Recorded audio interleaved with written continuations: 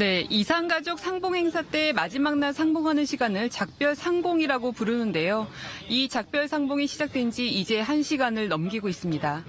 이곳 남북회담본부는 상봉 행사 관련 소식이 가장 먼저 들어오는 곳인데요. 작별 상봉이 예정대로 시작했고 조만간 관련 영상이 들어온다는 소식이 전달됐습니다. 당초 오늘 작별 상봉은 오전 11시부터 시작할 예정이었는데요. 남측의 시간을 늘리자고 제안했고 북측이 이를 수용하면서 오전 10시부터 시작하는 것으로 바뀌었습니다. 그래서 오전 10시부터 2시간 동안 작별의 시간을 가지고 이어 같은 장소에서 1시간 동안 다 같이 마지막 점심을 함께 먹을 예정입니다. 이로써 이번 1차 상봉 일정은 모두 마무리가 됩니다. 식사가 끝나면 남측 이산 가족들은 남측으로 돌아오는 버스를 타고 오후 1시 반쯤 출발할 예정인데요.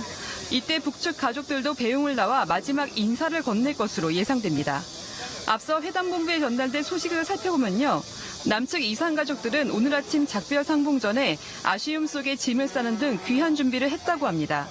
일부 가족들은 사흘이라는 시간이 너무 빨리 지나갔다며 아쉬워하면서 이제라도 혈육을 만날 수 있어서 이산 가족의 한을 풀고 마음의 짐을 내려놓을 수 있게 됐다고 취재진에게 말하기도 했습니다. 지금까지 남북회담본부에서 KBS 뉴스 고은입니다. 작별 상봉을 마치게 되면 가족들은 오후 1시 30분쯤부터 귀환길에 나서게 됩니다. 모레 24일부터는 2차 상봉 행사가 예정돼 있습니다. 자, 이번에는 남북 출입사무소 연결합니다. 정현욱 기자, 가족들이 1시 반쯤 출발을 하게 되면 고성 출입사무소에는 몇 시쯤 도착하게 될까요? 네, 가족들은 방북대와 마찬가지로 금강산을 출발해 강원도 고성 출입사무소를 거쳐 숙소였던 속초 한화리조트에 도착합니다. 오후 4시를 전후해 이곳을 통과할 것으로 예상됩니다. 출입사무소는 상봉 장소였던 금강산과 남측에서 가장 가까운 곳입니다. 때문에 상봉 기간 하루 2~3차례씩 금강산 취재단의 촬영 화면이 이곳을 거쳐 각 방송사에 송출됐습니다. 오늘 귀환하는 상봉단에는 이산가족 89명 외에도 동행가족과 지원인력, 취재진 등 모두 360여 명이 포함되어 있습니다. 군사분계선을 넘기 전에는 북측 통행검사소에서 다시 심사를 받게 될 텐데요. 남북 합의대로 거동이 불편한 고령의 상봉자는 버스에 탑승한 채로 통행검사를 받을 예정입니다. 남측 가족들이 귀환하면 1차 상봉 행사는 공식 종료되고 24일부터 26일까지는 북측 이산 가족이 상봉을 신청한 남측 가족들과 만나는 2차 행사가 이어집니다. 1차에 비해 훨씬 많은 인원이 방북할 예정인데요. 1차는 상봉에서는 남측 가족 89명이 북측에 있는 가족 185명을 만났지만 2차 행사에서는 북측 가족 83명이 남측 가족 337명을 만납니다. 1차 때와 마찬가지로 가족들은 내일 속초 한화리조트에 집결해 상봉 접수 뒤 방북교육과 건강검진을 받고 24일 오전 8시 30분 금강산을 향해 출발합니다. 지금까지 강원도 고성 남북출입사무소에서 KBS 뉴스 정현욱입니다. 네, 그럼 이번에는 통일외교부 김경진 기자, 동국대 북한학과의 김영현 교수와 함께 1차 이산가족 상봉 행사 전반에 대해서 자세히 살펴보도록 하겠습니다. 안녕하십니까, 두 분? 안녕하십니까. 네. 김 기자, 이산가족들 지금 작별 상봉 행사 진행 중인데 뭘 하고 있을까요? 지금 시간이 오전 11시니까요. 예. 지금 현재 금강산 호텔에 모여서 마지막 작별 상봉을 하고 있을 겁니다. 가족들끼리 각 테이블에 모여서 마지막으로 이야기를 나누고 있을 텐데요. 네. 당초 원래 11시부터 시작하기로 했었는데 남측에서 이 시간을 1시간 늘리자라고 제안을 했고 그걸 북측이 받아들여서 오늘 오전 10시부터 지금 만나고 계십니다. 10시부터 12시까지 만남을 이어갈 예정이고요. 바로 그 자리에서 점심 식사도 함께 하실 예정이고 그렇게 네. 되면 오후 1시에 모든 일정을 마무리하게 됩니다. 그래요. 그럼 이제 작별 상봉을 하고 곧 식사를 하게 될 텐데 또 음식에 저희가 관심을 가지게 되잖아요. 남북 정상회담 할 때도 평양냉면이 화제가 됐던 만큼 이 작별 상봉 이후에 있을 점심 식사 어떤 음식들이 나올지도 좀 관심 아니겠습니까? 그렇습니다. 이제 지난번에 환영 만찬이나 어제 도시락도 우리에게 굉장히 관심이 많이 이제 보여졌는데 대체로 보면 이제 만찬 때 보면은 모듬떡, 북측의 이름으로 이제 떡 합성이라고 이야기합니다. 모듬떡도 나왔고 또 닭튀김, 그러니까 우리로 치면 이제 치킨인데 네네. 북측에서는 이제 닭튀기라고 이야기를 합니다. 우리 치킨과 별반 다름이 없는 거죠? 그렇죠. 예. 그리고 이제 청포 냉채도 나오고 그래서 이제 북측에서 그 상당히 그 맛있는 음식 그리고 북측에서 조리가 잘 된 음식들이 나왔다 이렇게 그 이번 이산가족 상봉에 참여한 분들이 다 호평을 한 네. 그런 음식들이고 또 금강산 샘물이 지금 보면은 지금 화면들에 저기 자리에도 나옵니다만 네. 금강산 가운데 있는 음료들이 샘물인가 그렇습니다. 보죠? 샘물 그다음에 차림표도 보이네요. 예, 대동강 맥주도 있고요. 지금 보면 오곡밥, 엘레지 토장국 뭐 이런 것들이 있습니다. 제가 아마 감자로 만든 아마 음식일 것 같은데요. 저런 음식들이 이제 쭉 나왔고 인풍술이라고 북한의 대표적인 포도주입니다. 그러니까 와인인데 강계에서 생산되는 건데 아주 유명한 포도주입니다. 그래서 이제 인풍술도 나왔고 아마 이번 작별 하는 오찬에서는 아마 술은 뭐 그렇게 나오지 않을 것 같습니다. 저 이제 청포 같은 것들 네. 쭉 우리 거기도 한국에서도 참 많이 먹음직스러워 남측에서 보이네요. 먹는 것이 대동강 맥주 같은 경우는 세계적으로 유명한 맥주고 인풍술이 지금 포도주입니다. 상당히 그 유명한 포도주인데요. 저런 술이 나왔고 또 이 도시락 드실 때 그때 이제 삼색 찰떡도 나오고 금강산 송이버섯 볶음이 나왔습니다. 네. 우리 남측에서는 송이버섯이 굉장히 귀한 음식이지 않습니까? 북한은 또 산이 많으니까. 그렇습니다. 북측에서는 생산이 많이 됩니다. 올해는 아직 생산할 시기는 아직 아닙니다만 아마 작년 것이라고 봅니다만 과거에 보면은 김정일 위원장도 2000년도 남북정상회담 직후에 우리 측에 추석 그때 선물로 송이버섯을 보냈는데 그때 수톤을 보냈습니다. 그만큼 북측에 송이버섯이 아주 많이 나는 것인데 송이버섯 볶음도 드시고 아주 즐거운 그런 도시락을 드시는 시간이었을 거라고 봅니다. 남측 가족들이 오랜만에 고향의 맛을 느낄 수가 있었겠네요. 그렇습니다. 이제 고향의 맛이죠. 네. 그 가족들이 아무래도 이제 오늘이 마지막 날이다 보니까 밤에 좀 잠도 잘 못 이루셨을 것 같고 또 오전에 다시 또 만나게 돼서 굉장히 좋은 시간을 보내셨을 것 같은데 오전 분위기 어땠습니까? 일단 어르신들 아침 일찍 숙소인 외금강 호텔에 식당으로 가서 아침 식사를 하셨다고 하고요. 네.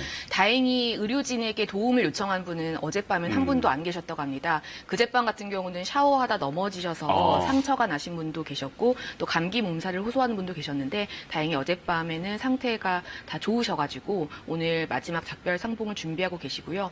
또 외금강 호텔이 좀 오래된 건물이라 걱정을 많이 했는데 네. 에어컨도 잘 나오고 온수도 잘 나온다고 해요. 그래서 어르신들 편안하게 밤을 보냈고 다만 이제 오늘 작별 상봉 이후에 또다시 기약 없는 이별을 해야 되기 때문에 그런 부분들이 너무 아쉽다라고 저희 취재진들에게 이야기를 많이 해주셨습니다. 그러니까요. 2박 3일이긴 하지만 그분들한테는 긴 기다림 많고 얼마나 짧은 시간이었을까라는 생각도 해보게 되고요. 저희 같은 경우는 이제 이번 이산가족 상봉 행사에 대해서 대대적으로 보도를 하고 있는데 북한도 보도가 어떻게 잘 돼가고 있습니까? 지금 보도를 지금 안 하고 있는 걸로 알고 있습니다. 북측에서 보면 대체로 보면 어떤 행사들이 진행될 때 그 행사가 끝난 뒤에 보도하는 경우들이 대체로 네. 북측의 보도 태도입니다. 우선 녹화를 하는군요. 그렇습니다. 네, 녹화를 해서 아마 보도를 하기도 하고 그렇습니다만 이번 이산가족 상봉의 중요한 특징 중에 하나가 북측이 굉장히 유연하게 지금 이산가족 상봉을 지금 맞이하고 있다는 겁니다. 예전에 20차례에 걸친 이산가족 상봉이 있었지만 네.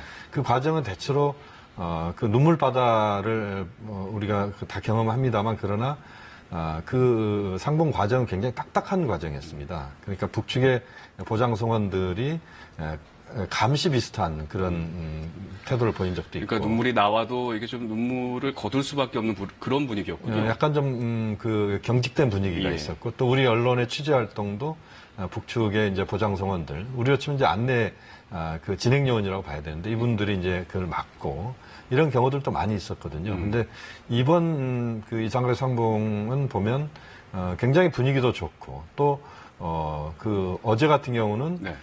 객실에서 그러니까 방에서 가족끼리만 3시간을 보내는 그 전례가 없는 일이죠. 처음 있는 일입니다. 그동안 보면은 철저하게 공동으로 만나거나 공동으로 대화하거나 이런 시간만 가졌지 개별 시간은 북측에서 굉장히 그것을 단속을 했었습니다. 그러니까 가족끼리 만나도 오히려 속 깊은 얘기를 하기 좀 힘든 그렇습니다. 그런 좀 분위기였네요. 어색해하고 예. 또 아마 북측의 그 상봉 나온 분들 같은 경우는 또 북측의 어떤 그 보장성원들의 눈치도 과거에 솔직히 봤던 부분이 있고 우리 쪽도 가서 좀 딱딱한 분위기에서 좀 적응하기 어려운 부분들도 있었거든요. 근데 네. 지금 보면은 굉장히 부드러운 분위기고, 그럼 이번엔 보장성원들이 이렇게 좀 감시를 한다거나 보고 있는 경우는 없었습니까?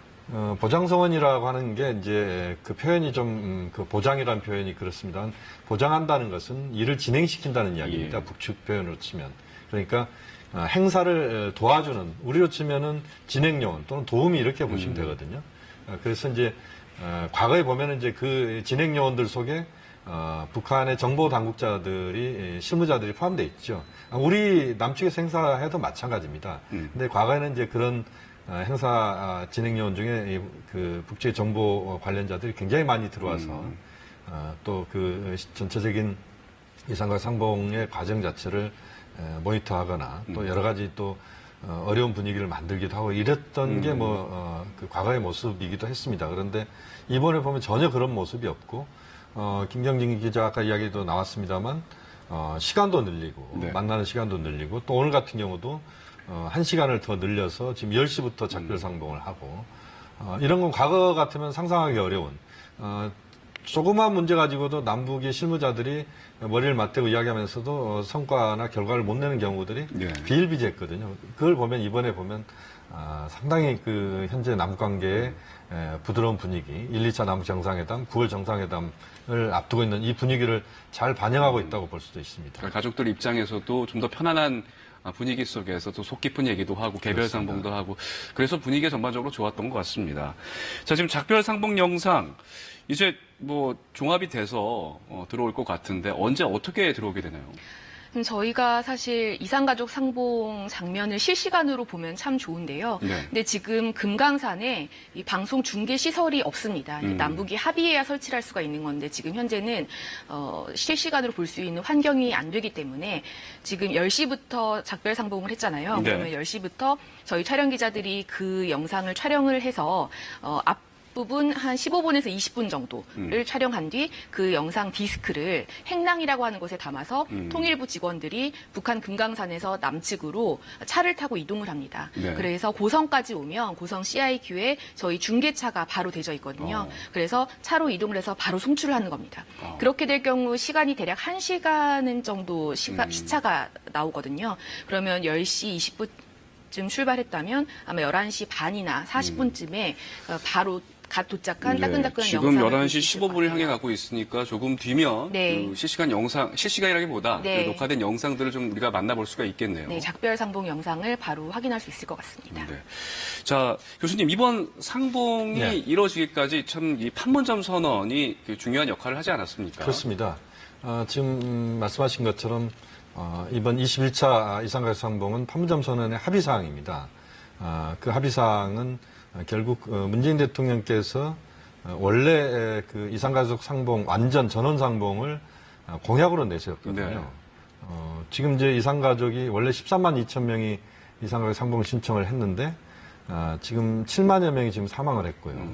지금 5만 6천 명 정도가 생존해 계십니다. 근데 이분들이 매해 6천 명 정도가 사망하고 있습니다. 그러니까 안타깝네요. 지금 이산가족 지금 신청한 분들의 평균 연령이 80한 2세 정도 되거든요.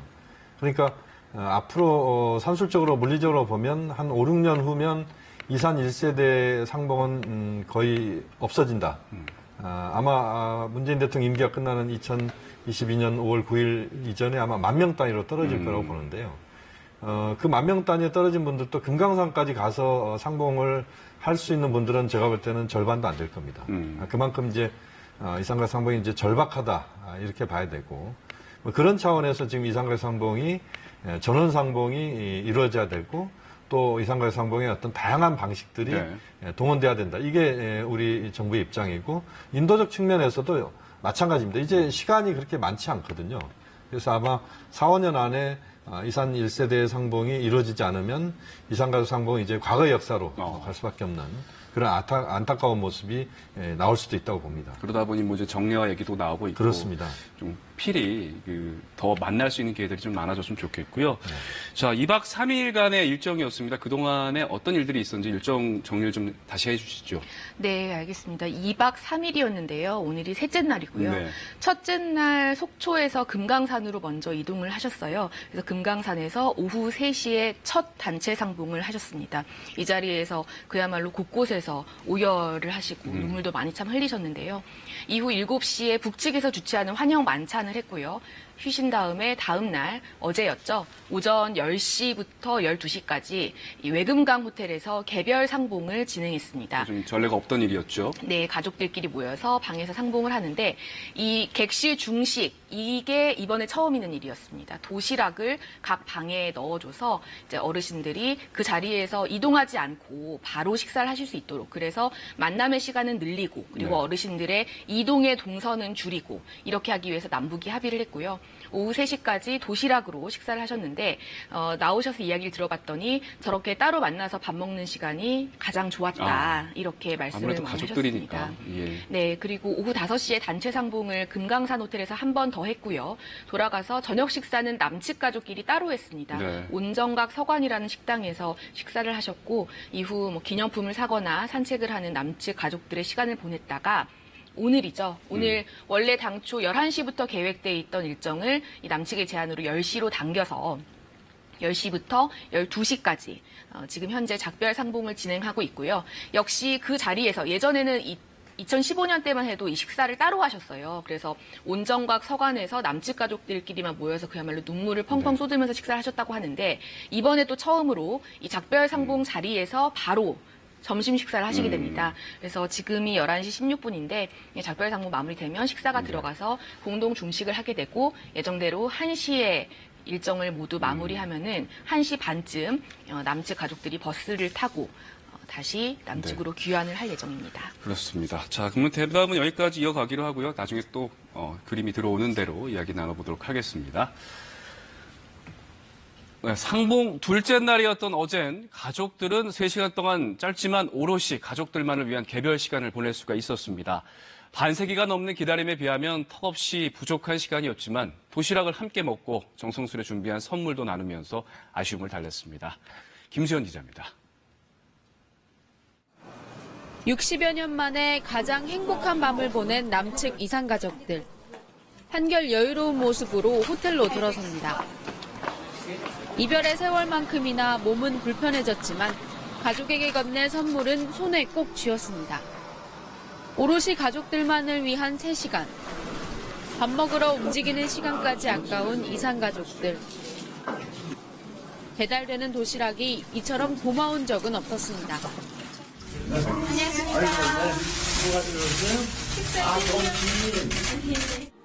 도시락과 함께 피워가는 이야기꽃.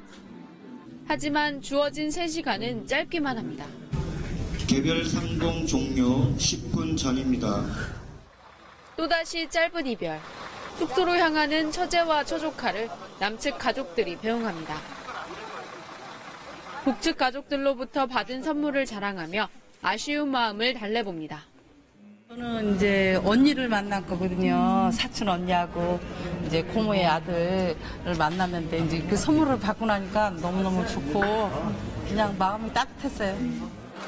60여 년 넘게 떨어져 있던 것에 비하면 터무니없이 짧은 만남. 어제 만나고 오늘 만나니까 내일이면 해지가 따고 섭섭해서 자꾸서 막 울고 그러잖아. 지금 우리 동생이거든요. 기약 없는 이별의 시간이 이제 또다시 다가오고 있습니다. KBS 뉴스 김수현입니다. 이산가족 상봉장은 피는 물보다 진하다라는 표현이 딱 들어맞는 모습이었습니다. 긴 기다림의 세월에도 불구하고 남북의 가족들은 평생을 함께 지내온 듯 한층 더 가깝고 화기애애한 모습을 보였습니다. 이어서 강푸른 기자입니다. 아직도 오빠 눈에는 단발머리 11살 여동생. 손을 꼭 잡은 채 동생 자랑에 신이 났습니다. 이게 얼마나 미인이지? 이쁘지? 이쁘래. 우리 여동생 70년대 만났네. 과자를 먹여줄 땐 함께한 어린 시절로 돌아간 듯합니다. 4살 때 헤어졌던 아들, 90이 넘은 어머니는 아들의 건강 걱정뿐입니다. 잡는가? 집 못 가서 숙소에 가서 좀 자고 왔는가. 스스럼 없이 남북 가족이 하나가 되어 노래를 부르고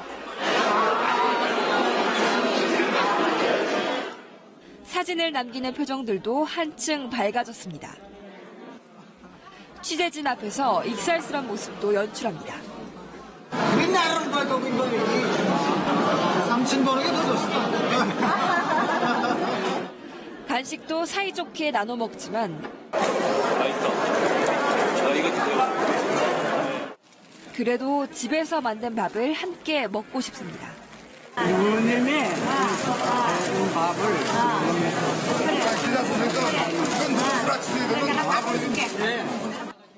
헤어질 일은 잊어버리고 그냥 함께 있다는 게 꿈 같은 하루였습니다.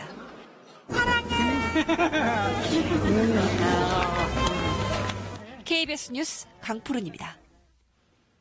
네, 다음은 다시 남북회담본부 연결해서 작별 상봉 행사 현황 또 좀 살펴보도록 하겠습니다. 고은희 기자, 이 시간 현재 또 새롭게 들어온 소식은 없습니까? 네, 일단 작별 상봉이 시작된 지 이제 1시간을 훌쩍 넘기고 있습니다. 이곳 남북회담본부는 상봉행사 관련 소식이 가장 먼저 들어오는 것인데요. 작별 상봉이 예정대로 시작됐고 관련 영상이 10시 50분쯤 출발해 조만간 영상을 직접 보실 수 있을 것으로 전망됩니다. 당초 오늘 작별 상봉은 오전 11시부터 시작할 예정이었는데요. 남측의 시간을 늘리자고 제안했고 북측이 이를 수용하면서 오전 10시부터 시작하는 것으로 바뀌었습니다. 그래서 오전 10시부터 2시간 동안 작별의 시간을 가지고 이어 같은 장소에서 1시간 동안 다 같이 마지막 점심을 함께 먹을 예정입니다. 이로써 이번 1차 상봉 일정은 모두 마무리가 됩니다. 식사가 끝나면 남측 이산 가족들은 남측으로 돌아오는 버스를 타고 오후 1시 반쯤 출발할 예정인데요. 이때 북측 가족들도 배웅을 나와 마지막 인사를 건넬 것으로 예상됩니다. 회담본부의 작별 상봉 관련해서 소식도 추가로 들어왔는데요. 대부분 눈물을 보이면서 착잡한 심경을 드러냈다고 합니다. 앞서 남측 이산 가족들은 오늘 아침 작별 상봉 전에 아쉬움 속에 짐을 싸는 등 귀한 준비를 했습니다. 일부 가족들은 사흘이라는 시간이 너무 빨리 지나갔다며 아쉬워하면서 이제라도 혈육을 만날 수 있어서 이산 가족의 한을 풀고 마음의 짐을 내려놓을 수 있게 됐다고 취재진에게 말하기도 했습니다. 지금까지 남북회담본부에서 KBS 뉴스 고은입니다. 네, 이어서 또 대담 이어가겠습니다. 통일외교부 김경진 기자, 동국대 북한학과 김용현 교수와 함께 또 이산가족 상봉행사에 대한 이야기 더 나눠보도록 하겠습니다. 앞서 이제 이산가족들의 이제 고령화가 또 문제가 되고 있다 보니까 이산가족 상봉 정례화에 대한 얘기가 나오고 있습니다. 특히 또 이 9월에 남북 정상회담이 3차로 만나겠다 얘기가 나오고 있지 않습니까? 그렇습니다. 그때 이런 이야기들이 정례화 이야기가 나오지 않을까요? 분명히 나와야 된다고 봅니다. 지금 이제 어제, 그제, 오늘까지 이산가족 상봉 모습을 보면서 이산가족 지금 신청자를 전체 기준으로 치면요. 13만 2천 명이 신청을 했는데 그동안 20차례에 걸쳐서 이산가족 상봉이 이루어졌으니까 100명 기준으로 하면 2천 명 정도가 실제 북측 가족을 만난 겁니다. 네. 그러면 1.3% 정도 됩니다. 그러니까 전체 신청자 중에서. 미미한 수준이네요. 그렇습니다. 우리가 뭐 표현 적절하지 않습니다만 로또 이런 이야기를 할 정도로 그야말로 이산가족 상봉은 그야말로 정말 바늘길을 낙타가 뚫고 가야 되는 그런 상황이다 이렇게 봐야 됩니다. 그러니까 신청을 했다가 떨어지면 거기에 이제 낭패감이 있고 실망감이 있고 이것을 굉장히 우리가 지금 인도적 측면에서 봐야 되는데 그러면 정례화가 당연히 나와야 됩니다. 그러니까 이산가족 상봉은 지금 시간과의 싸움이거든요. 앞으로 5, 6년 후면은 이제 이산 1세대가 사라진다 이렇게 봐야 됩니다. 그렇기 때문에 정례화 문제가 이번 3차 남북 정상회담에서 중요하게 다뤄져야 된다고 보고요.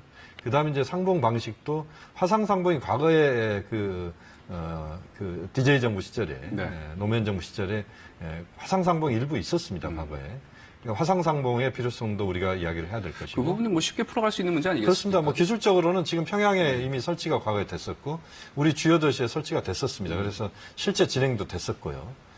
또 북측에도 지금 이제 북측의 주요 도시라고 할 수 있는 신의주나 또는 해주, 원산, 뭐 함흥 이런 지역들에 그 분소 비슷하게 설치를 해서 가까운 지역에서 모여서 이제 그 화상상봉할 수 있는 이것도 중요한 것 같고 또 생사 확인, 서신 교환 이 문제도 매우 중요한 것 같습니다. 이제는 과거 시대와는 많이 달라졌기 네네. 때문에 지금의 어떤 화해 협력이라고 하는 이 분위기에서는 가장 인도적인 부분에 있어서 남북 간의 사업들을 최대한 성과를 거둬야 됩니다. 유엔 제재 때문에 경제 교류 협력은 지금 뭐 거의 안 되고 있는 상황 아니겠습니까? 인적 교류만이라도. 그렇습니다. 인적 교류나 그 인도적인 지원 문제랄지 또는 이산가족 상봉은 뭐 대표적으로 우리가 해야 될 사업이고 어느 국제사회도 여기에 반대하지 않습니다. 그렇기 때문에 여기에 대해서는 남북 최고 지도자 간에 좀 더 어떤 공감대를 최대한 형성하면서 이 문제는 그 3, 4년 안에 다 만날 수 있도록 하는 그런 조치가 준비가 돼야 된다고 봅니다. 뭐 강남부터 시작해서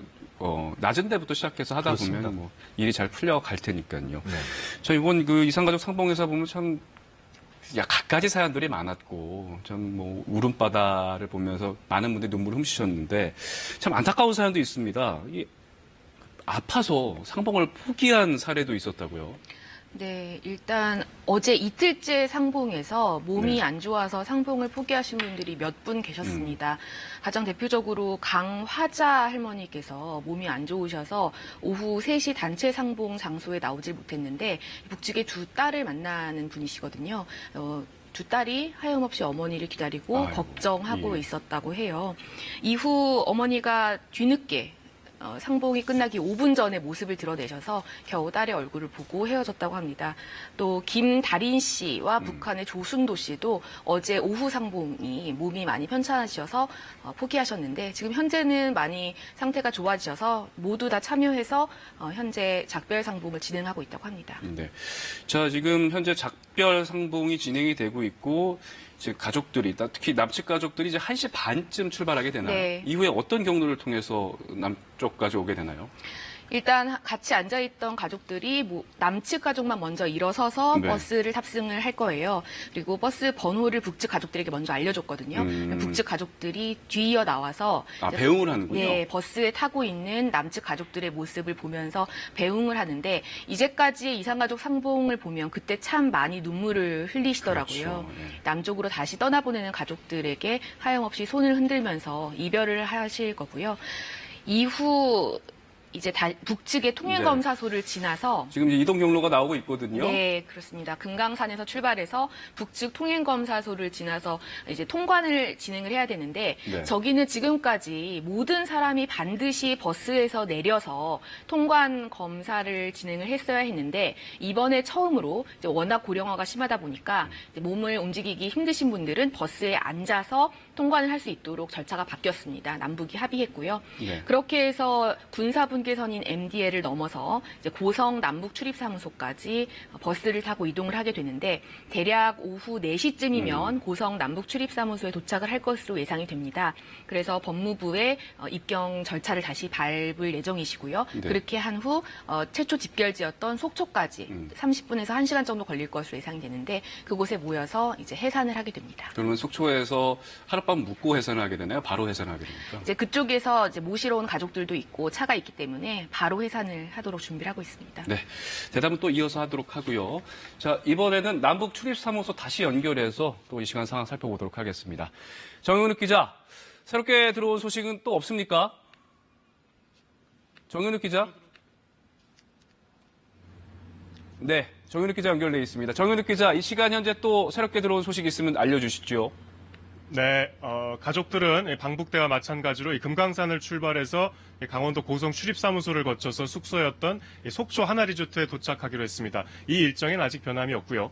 오후 4시를 전후해서 이곳을 통과할 것으로 예상되는 상황입니다. 출입사무소는 상봉장소였던 이 금강산과 남측에서 가장 가까운 곳입니다. 때문에 상봉기간 하루 2~3차례씩 금강산 취재단의 촬영 화면이 이곳을 거쳐서 각 방송사에 송출됐습니다. 오늘 귀환하는 상봉단에는 이산가족 89명 외에도 동행가족과 지원인력, 취재진 등 모두 360여 명이 포함되어 있습니다. 군사분계선을 넘기 전에는 북측 통행검사소에서 다시 심사를 받게 될 텐데요. 남북 합의대로 거동이 불편한 고령의 상봉자는 버스에 탑승한 채로 통행검사를 받을 예정입니다. 남측 가족들이 귀환하면 1차 상봉 행사는 공식 종료되고 24일부터 26일까지는 북측 이산 가족이 상봉을 신청한 남측 가족들과 만나는 2차 행사가 이어집니다. 1차에 비해 훨씬 많은 인원이 방북할 예정인데요. 1차는 상봉에서는 남측 가족 89명이 북측에 있는 가족 185명을 만났지만 2차 행사에서는 북측 가족 83명이 남측 가족 337명을 만납니다. 1차 때와 마찬가지로 가족들은 내일 속초 한화리조트에 집결해 상봉 접수 뒤 방북교육과 건강검진을 받고 24일 오전 8시 30분 금강산을 향해 출발합니다. 지금까지 강원도 고성 남북출입사무소에서 전해드렸습니다. 네, 고성 남북출입사무소 연결해 봤습니다. 자, 다시 김경진 기자, 김용영 교수와 함께 대담 이어가도록 하겠습니다. 자, 저희가 이제 돌아오는 경로까지 살펴봤고, 참, 이 남북 이산 가족 상봉 행사에서 여러 가지 사연들이 많지 않았습니까? 특히 지금 눈물겨운 사연들도 많았는데, 주요 사연들을 좀 한번 좀 살펴볼까요? 네, 정말 어느 가족 하나 눈물 없이 들을 수 없는 사연이 없지만 그래도 미디어의 관심과 네. 갖는 건 아무래도 부모 자식 간의 만남이라고 볼 수 있습니다. 그렇죠. 특히 이금섬 할머니의 가족 같은 경우는 이제 우리나라 매체뿐만 아니라 외신도 참 많은 관심을 가졌는데요. 92살이시네요. 네, 92살이십니다. 피난길에 딸을 안고 갔었는데 당시 손을 잡고 있던 4살 아들 상철 씨와 남편과는 피난길에 헤어지게 된 겁니다. 그런데 이금섬 할머니가 그제였죠. 네. 단지상봉 첫날에 아들을 보자마자 상철아라고 외치면서 눈물을 흘리면서 다가가서 저렇게 4살 때 헤어졌음에도 불구하고 한눈에 알아보셨군요. 네, 실순 넘겨서 엄마 품에 꼭 안았는데요. 실제로 저 두 분은 외모도 상당히 닮아서 네, 지금 딱 보는 보기만 모습도 해도 네, 많이 닮은 모습입니다. 모자라는 사실을 알 수가 있는데 그래서 참 많은 주변 사람들 역시 눈물을 흘리게 만들었던 가족이고 이후 이틀째 날에도 계속 만나서 건강도 챙기고 네. 많은 이야기를 나눴다고 하고요.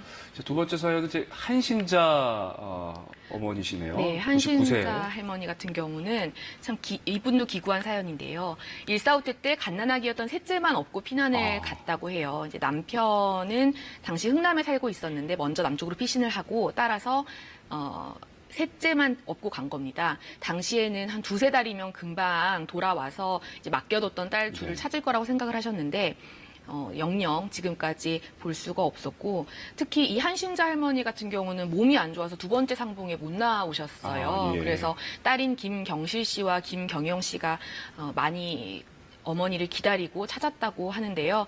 첫날 만났을 때 딸들을 보고 이 그동안의 회한 때문에 눈물도 안 난다. 이렇게 말을 하셨다고 해요. 가슴으로 삼키셨겠죠. 네. 자, 다음은 유관식 할아버지십니다. 네, 유관식 할아버지의 사연 같은 경우는 이제 당시 아내를 두고 군대를 갔다가 월남을 했는데 아내가 그 당시에 딸을 임신하고 있었다는 사실을 모르셨다고 합니다. 그래서 이번에는 아내를 찾으려고 이산가족 상봉을 신청을 했는데 아내는 돌아가셨고 네. 자신에게 딸이 있었다는 사실을 67년 만에 알게 되신 거예요. 그렇게 해서 태어나서 처음 본 딸을 만났는데 딸이 아버지를 보고 참 많이 눈물을 흘린 사연입니다. 또 아내분 생각도 많이 나셨을 것 같고요. 다음은 네. 이수남 씨입니다.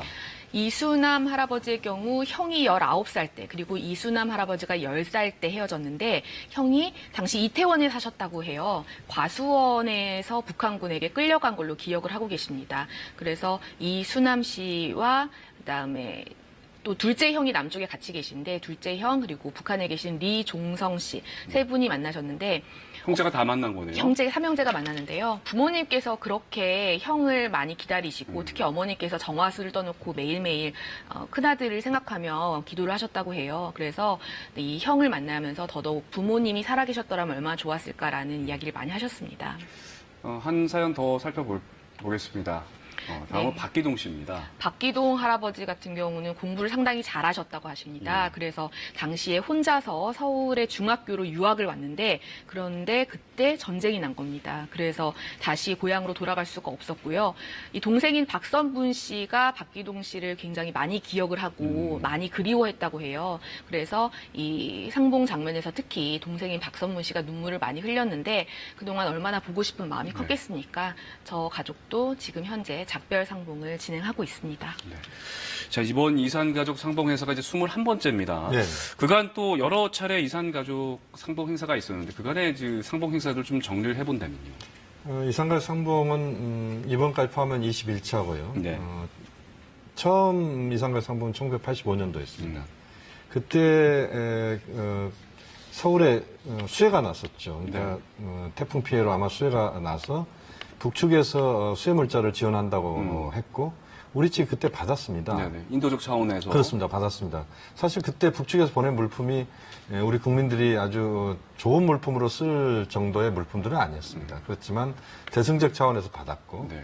거기에 대해서 이제 분위기가 좀 좋아졌고 그 과정에서 이산가족 상봉이 합의가 된 겁니다. 그래서 최초 이산가족 상봉이 1985년도에 됐으니까 지금부터 33년 전입니다. 33년 동안 이번까지 포함하면 21차례니까 1년에 한 번도 못 한 거죠. 그만큼 심각한 겁니다.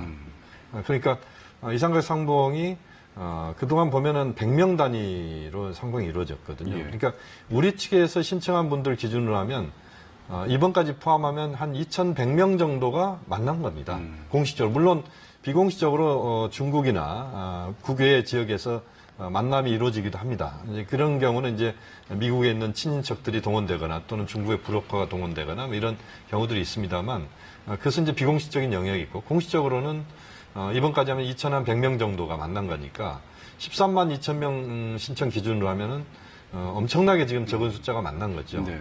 그리고 실제 지금 5만 6천 명 정도가 생존해 계시기 때문에 이분들이 100명 단위로 만나면 560년 걸리는 겁니다.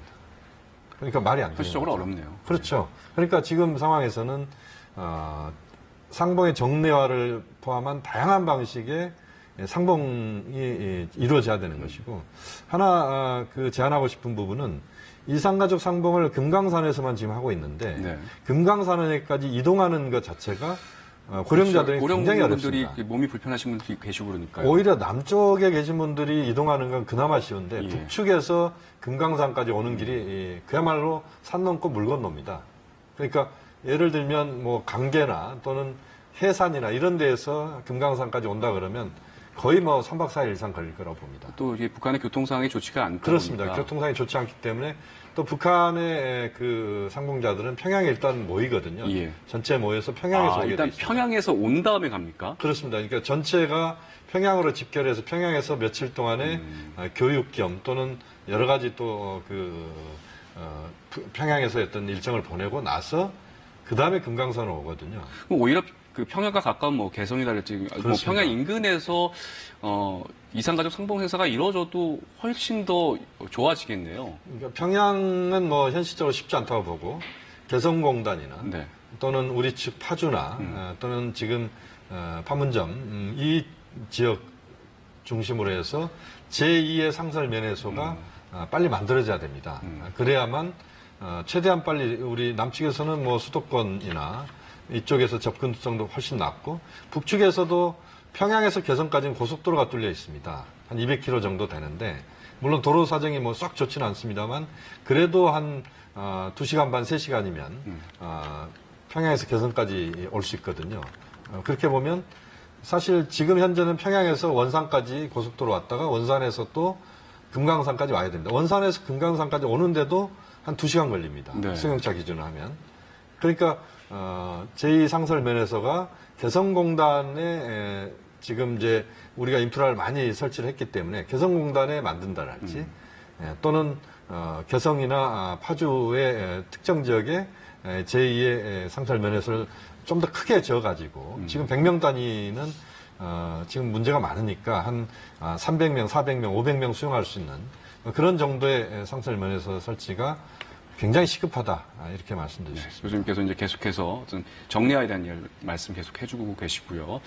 자, 작별상봉 행사가 지금 한창인데 그 영상이 들어온 대로 또 이야기 나누도록 하고요. 자, 이번에는 남북회담본부 다시 연결해서 새롭게 들어온 소식이 없는지 또 살펴보도록 하겠습니다. 고은희 기자, 네, 작별상봉과 관련된 소식도 새롭게 들어온 것 없습니까? 네, 말 그대로 마지막 이별의 시간인 작별 상봉이 시작된 지 이제 2시간 가까이 돼가고 있습니다. 이곳 남북회담본부는 상봉행사 관련 소식이 가장 먼저 들어오는 곳인데요. 작별 상봉이 예정대로 시작됐고 관련 영상이 10시 50분쯤 출발했는데 조만간 영상을 직접 보실 수 있을 것으로 전망됩니다. 당초 오늘 작별 상봉은 오전 11시부터 시작할 예정이었는데요. 남측이 시간을 늘리자고 제안했고 북측이 이를 수용하면서 오전 10시부터 시작하는 것으로 바뀌었습니다. 2시간 동안 작별의 시간을 가지면 이어 같은 장소에서 1시간 동안 다 같이 마지막 점심을 먹을 예정입니다. 이로써 이번 1차 상봉 일정은 모두 마무리가 됩니다. 식사가 끝나면 남측 이산 가족들은 남측으로 돌아오는 버스를 타고 오후 1시 반쯤 출발할 예정인데요. 이때 북측 가족들도 배웅을 나와 마지막 인사를 건넬 것으로 예상됩니다. 회담본부의 작별 상봉 관련해서 소식도 추가로 들어왔는데요. 대부분 말을 제대로 잇지 못할 정도로 눈물을 보이면서 착잡한 심경을 드러냈다고 합니다. 자매 상봉을 했던 82살 배순희 씨는 100세 시대니까 오래 살아 다시 만나자는 등 앞으로 통일이 되면 다시 만나자는 대화를 주고받은 가족들이 많은 것으로 전해졌습니다. 그리고 남측 가족들이 먼저 버스에 탑승하게 되는데요. 마지막 인사를 위해 버스 번호를 북측 가족에게 먼저 알려주는 모습도 눈에 띄었습니다. 지금까지 남북회담본부에서 KBS 뉴스 고은입니다. 네, 지금 막 남북 이산가족 관련해서 작별 상봉과 관련된 영상이 곧 도착할 것으로 보이는데요. 대담 이어가면서 영상에 관한 이야기도 나눠보도록 하겠습니다. 자, 이제 저희가 그 여러 사연들 좀 살펴봤고 이제 작별 상봉에 대한 영상을 기다리고 있는데 작별 상봉 총 언제까지 하게 되는 거죠? 지금 현재 시간이 오전 11시 40분인데요. 네. 작별 상봉은 12시까지 진행됩니다. 아, 예. 지금 현지에서 전해오는 이야기에 따르면 가족들이 많이 울기도 하시고 다시 못 볼 마음에 지금 상당히 많은 이야기를 나누고 계시고 사진도 찍고 있고 또 어떤 테이블에서는 족보를 그려주시면서 족보까지요? 네, 이제 이걸 기억을 해야 한다 이런 이야기를 나누고 있다고 하는데요. 12시부터는 마지막 단체 점심 식사를 하시게 됩니다. 지금 네. 현재 음식이 준비되고 있다고 하고요. 12시부터 1시까지 점심 식사를 마치고 나면 오늘의 일정, 2박 3일간의 모든 일정이 끝나게 되는 거고요. 지금 아마 10시부터 시작한 작별 상봉 영상을 저희가 바로 고성으로 차로 가지고 와서 고성에 거의 도착했다고 알려졌거든요. 예, 예. 지금 아마 몇 분 안에 바로 보실 수 있을 것 같습니다. 준비가 되는데 또 영상 보여드리도록 하고요. 자, 우리나라 이산 가족들이 지금 총 얼마나 되고 얼마나 생존해 계시는 겁니까?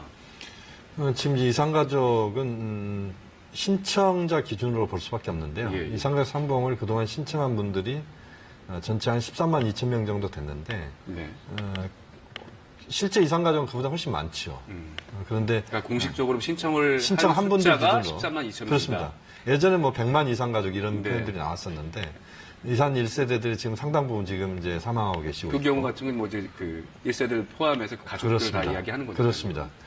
그런데 지금 이제 생존자가 한 5만 6천 명 정도 현재 됩니다. 그러니까 그동안 보면 이산 1세대가 그 사망 속도가 지금 계속 빨라지고 있습니다. 네. 왜냐하면 고령화가 지금 진행되고 있기 때문에. 지금도 이번 이산가족 상봉 행사의 그 연령대들을 보면 뭐 그렇습니다. 70세 이상 고령 또 90세가 넘는 분들도 계셨고 100세 넘은 분도 두 분이나 계시지 예. 않습니까? 그만큼 고령화가 급속도로 지금 진행됐고 그렇기 때문에 이분들이 상당히 지금 이제 어려운 상황이다라고 봐야 됩니다. 네.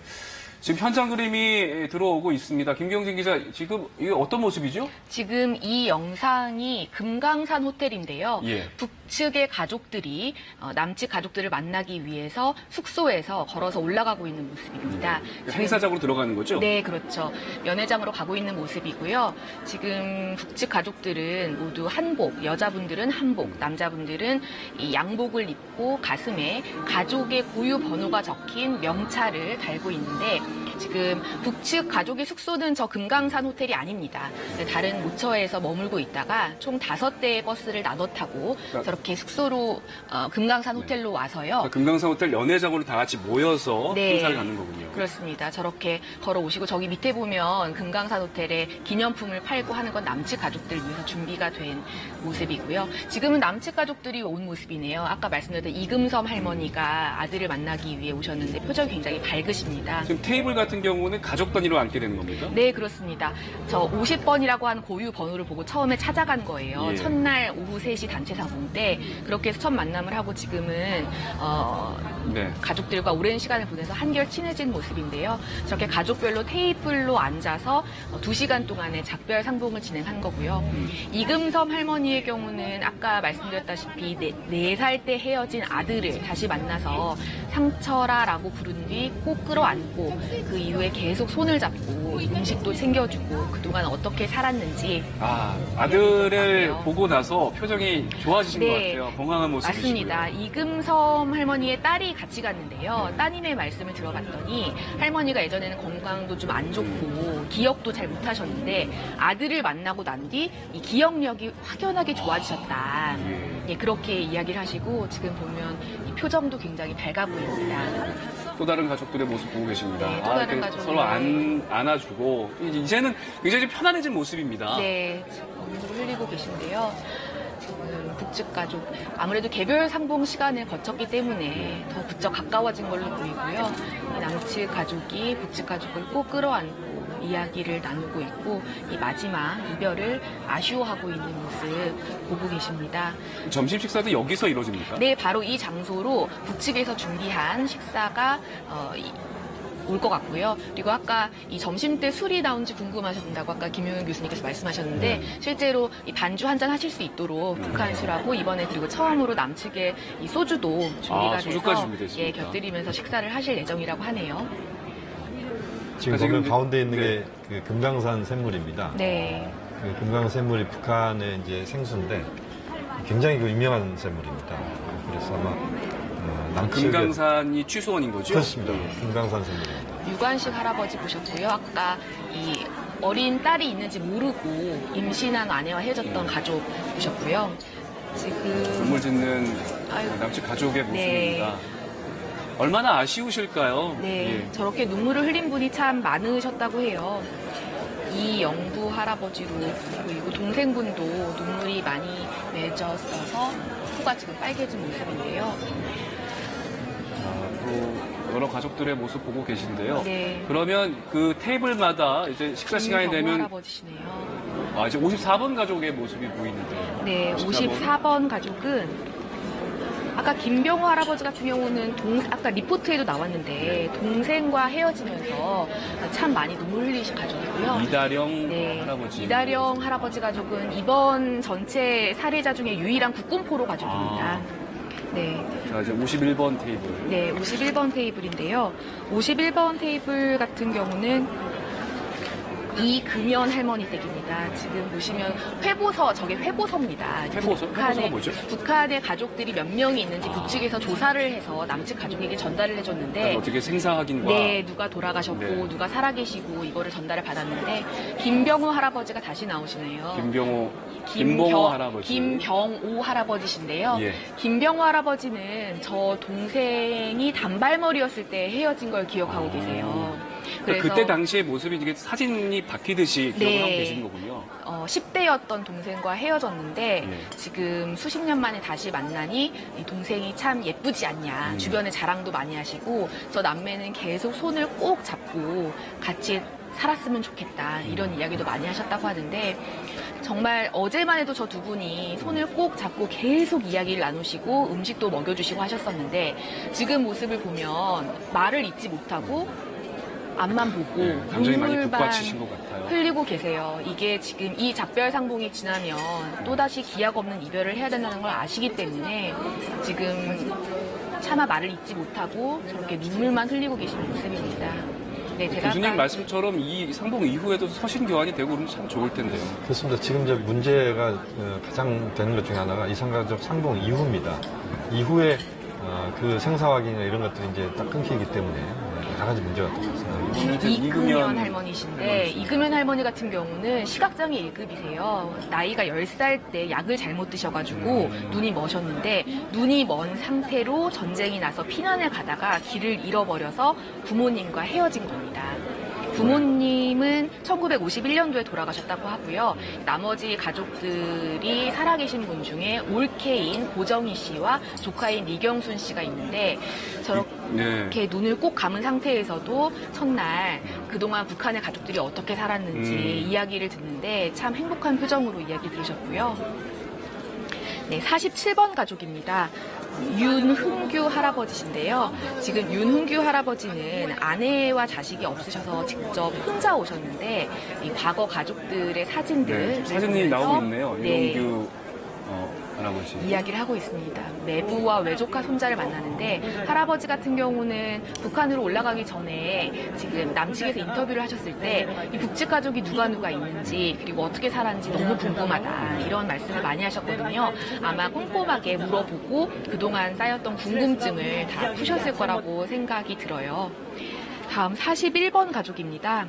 41번 가족은 부녀가 만나는 안종호 할아버지신데요. 안종호 할아버지 같은 경우는 연세가 많으세요. 최고령자가 101세신데 지금 안종호 할아버지가 두 번째로 나이가 많으십니다. 100세십니다. 건강이 안 좋아서 목에 스카프를 두르고 있는 모습 보실 수 있는데 옆에 계신 분이 딸 안정순 씨입니다. 지금 저 가족은 딸인 안정순 씨가 아버지를 참 많이 그리워해서 눈물을 많이 흘렸다고 해요. 아버지도 연세가 많이 드셔서 감정 표현을 많이 할 수 없지만 딸 이야기만 나오면 눈물을 흘린다고 했고요. 37번 가족입니다. 서진호 씨 가족인데요. 남동생 2명을 만나는 가족입니다. 그래도 마지막 만남에 웃음 지으면서 이야기꽃을 피우고 있는 가족인데요. 이 서진호 씨는 당시 철도 기관사 학교를 졸업한 뒤 조수로 일하고 있었는데 북한군에게 징집될 위기가 돼서 월남을 했다고 합니다. 혼자 내려오신 거죠? 네, 당시 서진호 씨가 장손이었다고 해요. 그래서 혼자 급하게 몸을 피했고 곧 남동생, 여동생과 만날 수 있겠지라고 생각을 했는데 지금까지 67년이란 시간이 걸릴 동안 만나지 못했고 이 동생인 74살 서찬호 씨와 서원호 씨를 만나서 이야기를 나누고 있는 모습이고 오랜만에 삼형제가 만나서 다가를 나누면서 네, 행복해하는 그렇습니다. 모습이시고요. 51번 가족은 이금연 할머니, 아까 말씀드렸던 이 시각장애이신데 이 이금연 할머니는 조카들을 만났는데도 이 조카 혼자 남쪽에서 보낸 시간이 너무나 외로웠다 이렇게 말씀을 하시면서 이 조카들의 이야기 그리고 북측 가족들의 이야기를 참 많이 들으셨고 이제 이금연 할머니께서는 이렇게 처음 보자마자 얼굴을 어루만지면서 네. 이렇게 모습들을 확인하시지 않으셨을까라는 생각이 들어요. 사진 찍고 있는 많이 모습인데요. 찍고 계시네요. 네, 백민준 할아버지십니다. 이번에 44번 가족인데요. 44번 가족은 여운 할아버지 가족입니다. 이 여운 할아버지는 당시 기자였던 아버지와 피난을 오셨다고 해요. 아버지랑 두 분이서 내려오셨군요. 네, 급하게 내려왔고 여운 할아버지도 기자로 활동을 하셨다고 하는데 당시 이번에 또 가족이 바뀌었습니다. 지금 배금순 할머니 가족으로 추정이 되는데요. 배순희 할머니십니다. 네, 34번 배순희 할머니시고요. 양 옆에 자매 손을 꼭 잡고 있는 모습이십니다. 언니인 배순복 씨 그리고 동생인 배순영 씨를 만났는데 한 살 터울 나는 여동생이 정말 보고 싶었는데 지난해에 돌아가셨다고 해요. 아이고. 너무 아쉽다라고 말씀을 하셨고 특히 나이 터울이 조금 나는 배순영 씨 같은 경우는 나이 터울이 나는 동생이기 때문에 얼굴이 잘 기억이 안 나서 마음이 답답했는데 얼굴을 딱 봤는데 내 동생이 맞나? 라는 생각이 드셨다고 해요. 그런데 2차 상봉 때 오랜 시간 얼굴을 마주보니 어릴 때 그 얼굴이 담겨 있구나 라고 느꼈다고 오늘 아침에 저희한테 말씀을 해주셨고요. 정말 피는 물보다 진하다는 말이 여기에 딱 맞는 네, 그렇습니다. 배순희 자매 같은 경우는 세 자매가 만나기 때문에 특히 모이셔서 지난해에 돌아가신 이 또 다른 자매에 대한 이야기를 많이 하셨을 걸로 보이고요. 예. 지금 작별상봉 모습이 굉장히 자연스럽네요, 다들. 네. 경직된 거 없이. 첫날엔 저런 모습이 아니었거든요. 예. 첫날에는 과연 내 동생이 맞을까 이런 의구심도 들고 그랬는데 이야기를 해보니 추억도 공유할 수 있고 그렇게 해서 가족이 맞다는 확신이 들면서 불과 이틀 사이에 급격히 친해진 역시 피는 물보다 진하다는 말이 맞는 것 같습니다. 지금 보시는 화면은 안종호 할아버지십니다. 아까 말씀드렸던 부녀 고령의 상봉인데요. 100살의 안종호 할아버지입니다. 지금 건강이 상당히 안 좋으셔서 올라가실 때만 해도 안종호 할아버지에 대한 걱정이 참 많았습니다. 그래도 다행히 2박 3일의 일정을 무사히 마치신 걸로 보이고 저 집은 특히 따님이 이 헤어졌던 북측의 따님이 아버지를 계속 그리워했고 지금도 어깨에 저렇게 손을 올리고 사진도 찍고 그리워하는 모습입니다. 그 사진들이 굉장히 큰 네. 추억이 되실 거고 잊지 못할 순간들이겠죠. 사진을 찍어서 지금 북측 보장 사원들이 사진을 찍어서 준다고 하는데 인기가 참 많다고 해요. 즉석 사진인가 보네요. 네, 바로바로 그렇습니다. 나오는 거니까. 지금 배순이 34번 배순이 할머니가 다시 나오고 있는데요. 예. 저 세 자매도 계속 손을 꼭 잡고 꼭 저렇게 배순이 할머니가 가운데 앉고 영락 없는 자매의 네, 모습입니다. 북측이 가족이 양옆에 앉아서 이야기를 나누시더라고요. 네. 배순이 할머니도 지금 이번에 이 시간이 끝나면 오후 1시에 또다시 지금 70년 만에 만난 자매들과 기약 없는 이별을 해야 되기 때문에 지금 마지막 작별의 정을 나누고 있는 모습이고요. 지금 두 손을 꼭 잡고 있는 모습 보고 계십니다. 네, 양 자매의 손을 꼭 잡고 있는 모습입니다. 서로 맞잡은 손의 체온을 네. 이제 돌아가셔서까지 잊지 못하고 계실 것 같습니다. 네, 그렇습니다. 네, 다음은 22번 가족의 모습도 김춘식 나왔네요. 김순칙 할아버지는 동생이 김춘실 씨인데요. 이 김춘식 할아버지가 어제 저희가 인터뷰를 해서 아까 김수영 기자 리포트에도 나갔는데 작별 상봉 시간 3시간이 정말 순식간에 지나갔다. 동생을 바라보고만 있는 것도 너무 좋고 같이 살면 정말 좋겠다라고 하면서 특히 이렇게 어린 시절 추억을 가지고 있는 가족분들이 더더욱 더 많이 안타까워하고 애달퍼하는 경우가 많은데요. 지금 종이에다가 이분이 가족들의 정보 그리고 나이 이런 걸 적어서 전달을 하려고 하는 것 같아요. 그래서 뭐 그간 이제 시간 지나서 결혼도 하시고 네. 아이도 태어나고 그러니까 누구누가 있고 네. 이런 것들 알려주시는 그렇죠. 거겠죠. 통일이 되고 난다면 통일이 되고 나면 우리 자식들이 서로 연락을 하고 지낼 수 있도록 하자라는 의미에서 저렇게 가족 관계를 적어주시는 것 같고요. 김춘식 할아버지도 이 어린 시절에 황해도 옹진군 출신이신데요. 인민군 북한군을 피해서 네, 지금은 장남, 차남, 장녀, 차녀, 깨알같이 삼남, 가족들의 사남, 이름과 나이와 이런 것들 다 적어놓은 그리고 제사 날짜도 적어서 같이 공유하는 모습입니다.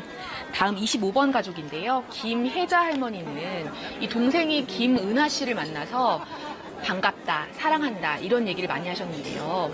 지금 보면 나이가 75, 75 이렇게 같이 나왔는데 실제로는 이 2살 차이가 난다고 합니다. 김혜자 할머니가 4살 때 그리고 남동생인 김은하 씨가 2살 때 헤어졌다고 하는데요. 이 김혜자 씨는 KBS 이산가족 찾기 방송에도 팻말을 들고 나와서 애타게 당시 남동생을 찾았는데 남동생이 어디 있는지 모르니까요. 그때는 못 찾았다가 지금 네. 굉장히 세월이 많이 흐른 다음에 결국 그렇습니다. 만나시게 됐군요. 네. 얼마나 더 기쁘실까요? 김혜자 씨는 만주에서 곧바로 남쪽으로 피난을 왔고 어머니는 이 외갓집이 북한에 있었는데 북한에 계시다가 헤어지게 된 사례인데요. 그렇게 KBS 이산가족 상봉에서 상봉을 못하고 포기하고 있다가 혹시나 하는 마음에 신청했던 아까 교수님께서 로또란 말씀을 하셨는데 네. 그 이산가족 상봉에 선정됐다는 이야기를 듣고 너무나 기뻤다. 그 잠을 설치고 감격스러운 시간들을 보냈다라고 말씀을 하셨고 실제로 김은하 씨를 만나서 이 동생이라고 부르면서 내 동생 맞구나라고 이야기하며 꼭 껴안고 많은 시간 나눴고 이 동생이 김은하 씨가 김혜자 씨한테 누나가 지어준 밥을 먹고 싶다 이런 말씀을 하셨습니다. 그래서 그래 내가 밥을 지어줄게 이렇게 답을 하셨는데 오늘 헤어지고 나면 언제 또 밥을 지어줄 기회가 있을지 사실 참 슬플 수밖에 없는 사연입니다. 신락 같은 희망을 포기하지 않고 계시다가 네. 끝내 가족들을 만날 수가 있게 됐고요. 그렇습니다. 김광호 할아버지가 나오셨는데요. 이 남동생 한 명을 만나는 가족이십니다. 이 남동생과 그의 부인이 나왔는데요. 함경북도 명천이라는 곳에서 지내신 분이십니다. 네. 그런데 흥남철수 때 우리 국제시장, 영화 국제시장 네. 배경이 되기도 했었죠. 흥남철수 때 군함을 타고 나왔는데 부산에 도착을 하셔서 사셨고 당시에 또 그 헤어진 가족들이 엄청 많았잖아요. 네, 때 특히. 그렇습니다. 동생에 대한 기억도 갖고 계신 분이세요. 동생이 어릴 때 싸우지 않고 참 온순하게 잘 지내는데 지금 오른쪽에 앉아 계신 분이 김광호 할아버지세요. 네. 김광호 할아버지는 한국에서는 의사로 활동을 하시다가 현재 은퇴를 하셨고요. 캠코더가 보이네요. 저렇게 마지막 장면을 촬영하기 위해서 네. 그 영상 장비 반입이나 이런 것들이 자유로웠나 보군요. 지금 디지털 카메라는 가지고 들어갈 수 있게 했고요. 그리고 보이부 직원들이 사진을 촬영을 해주는 경우도 상당히 많았습니다. 지금 김병선 할아버지인데 김병선 할아버지는 너무 안타까운 사연이 있는데요. 이 어머니 사진이 한 장도 없다고 해요. 그래서 이 북한에서 가족들이 어머니 사진 한 장만 가지고 왔으면 좋겠다. 네. 이렇게 바라고 이번에 금강산에 오셨는데 결국 북한에도 어머니 사진이 없어서 사진을 받지 못하셨다고 합니다. 그게 너무 아쉬워서 내가 어떻게든 사진을 받고 싶다. 다시 기회가 된다면 꼭 만나서 다시 받고 싶다. 그런 이야기를 하면서 지금 눈물을 흘리고 계시는 모습이고요.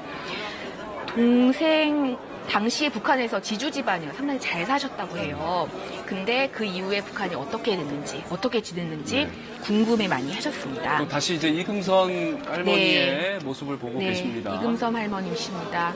지금 네. 또다시 아들 상철 씨의 손을 꼭 잡고 이금섬 할머니의 경우는 이 우리나라 매체들도 상당히 관심을 가졌지만 이 비극적인 사연을 이 미국의 CNN이라든지 이런 곳에서 주요 스토리로 많이 다룬 분이십니다. 무엇보다 이제 표정이 밝아지시고 네. 웃는 모습에 참 얼마나 좋으셨을까. 아까도 한번 언급드렸지만 예. 따님께서 하신 말씀이 건강이 상당히 좋아지셨다.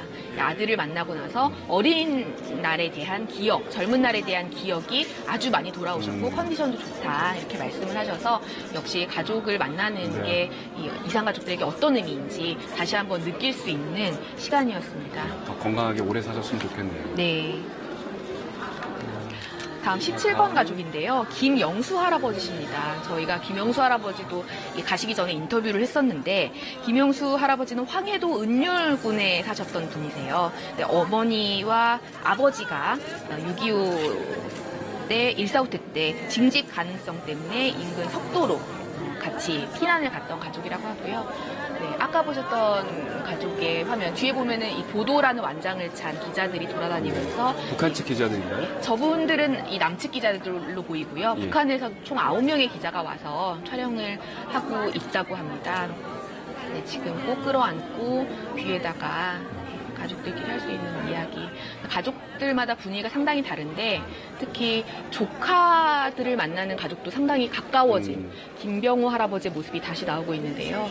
이 동생분과의 이별을 지금 아쉬워하면서 저 때부터 계속 눈물을 흘리고 계십니다. 김병호 할아버지 같은 경우는 동생인 김순옥 씨가 10대일 때 이 단발머리인 모습만 보고 헤어졌는데 다시 만나니 딱 보는 순간 내 동생인 줄 알겠다. 그리고 내 동생이지만 너무 곱게 늙었다. 너무 예쁘다. 이런 이야기 계속 하셨고 손을 꼭 잡고 계셨고요. 음식도 먹여주시고 했는데 이 동생을 이제 다시는 못 볼 거라는 생각이 얼마나 슬프시겠습니까? 지금 동생분도 그렇고 김병호 할아버지도 그렇고 계속해서 눈물, 하염없이 눈물만 흘리고 계시고요. 단발머리 여동생의 모습을 아직까지 기억하고 그렇죠. 계셨던 김병호 할아버지의 어제까지만 해도 손을 꼭 잡고 계셨는데 지금은 이야기도 나누지 못한 채 손수건으로 눈물만 훔치고 있는 모습입니다. 참 그 사연 하나하나가 네. 눈물 없이는 들을 수가 볼 수 없죠. 없는 사연들이었습니다. 좀 마음이 울컥하면서도 앞으로 교수님 말씀처럼 이런 이산 가족들이 더 만날 수 있는 기회가 많아졌으면 하면 생각이 들고요. 오늘 두 분 함께 이야기 나눠서 고마웠습니다. 수고하셨습니다. 네, 한반도 분단으로 남북의 가족들이 생이별한 지 70년이 다 돼갑니다. 경색된 남북관계가 복원되면서 오랜만에 가족들이 혈육의 정을 나눌 수 있게 됐는데요. 하지만 아직 상봉하지 못한 이산 가족들이 너무 많은데 상봉 횟수는 너무 제한적입니다. 더욱이 이산 가족들의 고령화 문제도 심각합니다. 하루빨리 이산가족 상봉 정례와 같은 특단의 대책이 이루어지길 간절히 바라봅니다. 더 나아가 남북이 자유롭게 왕래 오늘같이 기약 없이 작별하는 게 아니라 언제든 맘만 먹으면 만날 수 있는 그런 날이 오기를 기원합니다. 뉴스톱볼을 마칩니다. 시청해주신 여러분 고맙습니다.